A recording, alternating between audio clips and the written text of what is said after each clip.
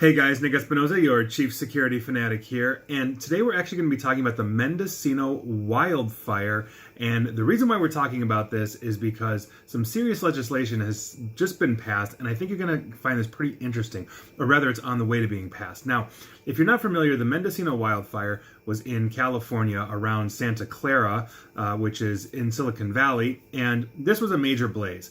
And it was pretty much all hands on deck for the fire departments in the area to be battling this. But we're going to be talking about specifically a Santa Clara Fire Department vehicle, OES 5262. I've done my homework here. Now, here's the thing. According to Santa Clara's fire chief, this vehicle was responsible for facilitating communication between emergency responders and coordinating government resources in connection with the Mendocino wildfire. Now, the connection was established through Verizon Wireless, who is the preferred wireless carrier, apparently, of the Santa Clara Fire Department. And here's where it gets interesting. Basically, it ended up getting throttled.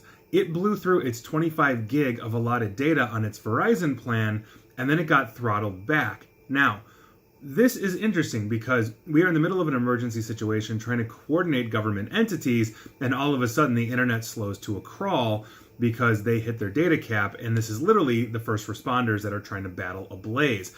So this throttling by Verizon actually would serve as a catalyst for both arguing against reversing the FCC's rollback of net neutrality, interestingly enough, and other state-sponsored bills banning data throttling during emergencies. And that's what we are talking about here, because California is doing exactly that.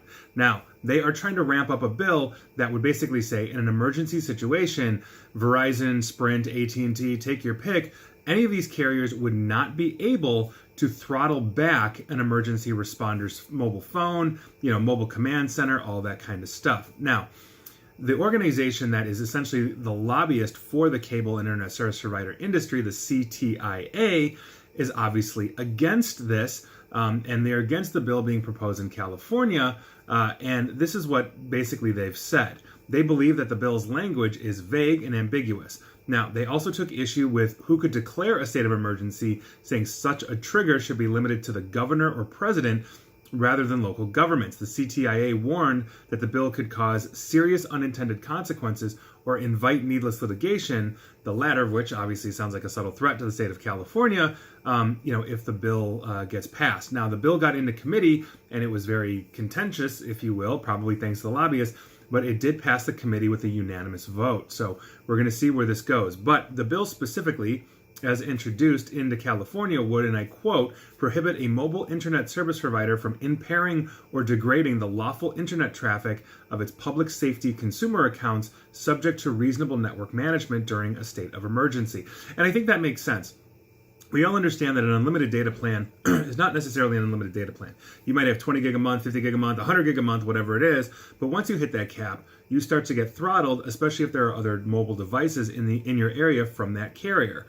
And so that's fine. I think we all understand that. We also know from their perspective, if I'm looking at Verizon, if they didn't have any of these caps, and let's say 50 million phones all decided to stream Netflix in 4K, that would bring pretty much Verizon to a crawl, not to mention probably metering charges from other ISPs it has to connect to, and on and on and on. So it makes perfect sense. But the question basically is, if we have first responders in an emergency situation, then they're going to need unrestricted access. If anything, the throttling shouldn't be turned down. It should be basically cranked up, giving them as much communication as they need. I think that's responsibility. But what this actually speaks to, I think, is the difference between what the internet actually is and, let's say, a telephone, and that is that the internet is not considered a utility system in the same way that a telephone is. This is actually one of the cores of net neutrality. And because we rely on the internet so deeply for communication right now,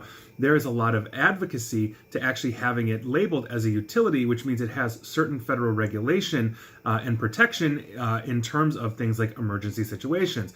Obviously, if you're not paying your bill and you're the fire department and a fire hits, the phone company can't really shut you off in the middle of it because you're going to need to communicate and coordinate in the middle of a fire. Well, it's very similar to that. And if you are literally using Verizon or take your carrier, I'm not picking on Verizon, full disclosure, I actually use Verizon.